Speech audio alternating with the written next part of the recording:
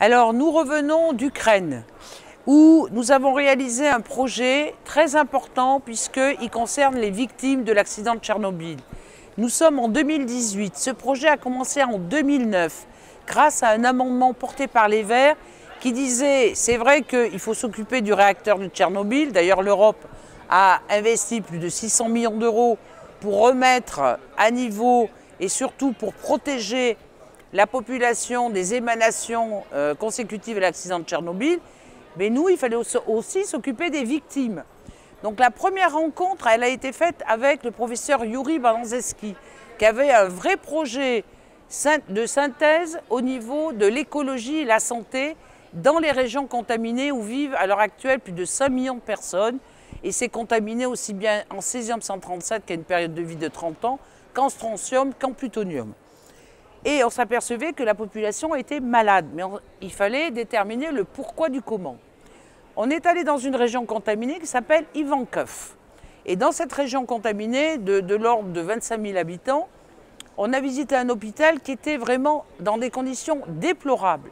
Et avec la Commission européenne, on a élaboré un projet soumis à appel d'offres et les premiers instruments ont été amenés dans cet hôpital. Et vous voyez qu'on a inauguré en 2018 cet hôpital d'Ivankov qui, à l'heure actuelle, est un des meilleurs équipés de toute la région, de tout ce district, où on suit les femmes enceintes, où on suit entre 3500 et 4000 enfants pour mieux comprendre pourquoi 80% des enfants sont malades. Ils ont soit des problèmes cardiovasculaires, ils ont aussi des problèmes de développement mental, ils ont des problèmes au niveau du cœur, l'hypertension, et c'est la deuxième génération.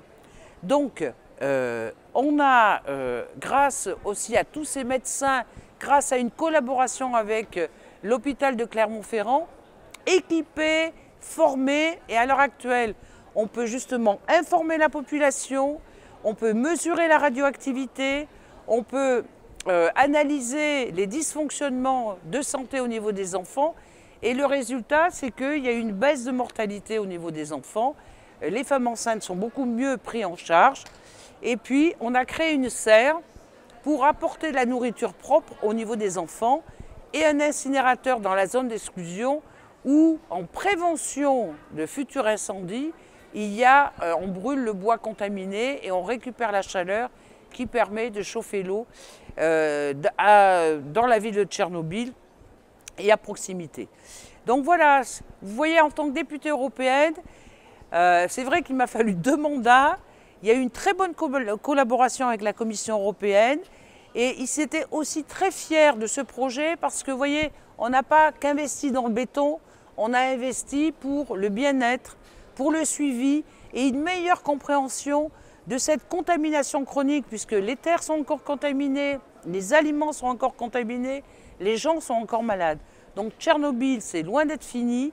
Et vous voyez, grâce à des élus et à la collaboration de l'Europe, eh bien, on va pouvoir en savoir davantage.